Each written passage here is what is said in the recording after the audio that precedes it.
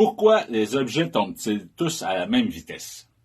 S'il est difficile de trouver une explication claire à cette question, c'est que la réponse n'est pas simple. Alors bouclez votre ceinture. Si à la Renaissance, on observait déjà que tous les corps en chute libre tombent à la même vitesse, il faudra attendre nul autre qu'Albert Einstein et sa théorie de la relativité générale pour expliquer le phénomène. La relativité générale stipule que tous les corps à la surface de la Terre sont assujettis à la courbure de l'espace-temps et donc à la force gravitationnelle que l'on désigne par G.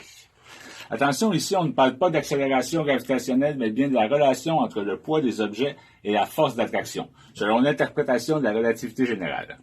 Mais alors, à quoi équivaut G? Puisque la planète doit dépenser de l'énergie pour nous garder à sa surface, G équivaut au poids respectif de chaque objet. Plus un corps est lourd et plus la force d'attraction exercée sur celui-ci est grande. Pour nous aider à comprendre, imaginons un camion de déménagement avec à son bord et en apesanteur un humain, un chat et un ballon. Imaginons maintenant que le camion décide de partir. Qu'arrivera-t-il aux objets à l'intérieur?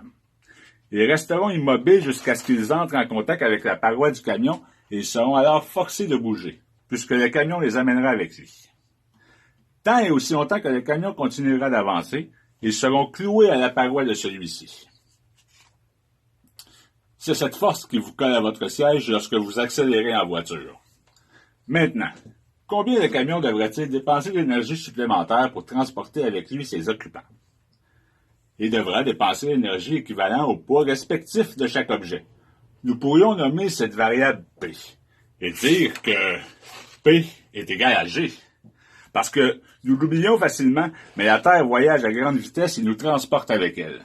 Comme le stipule la relativité générale, rien ne peut tomber puisqu'il n'existe pas vraiment de haut ni de bas. C'est plutôt la vitesse qui nous cloue les pieds au sol.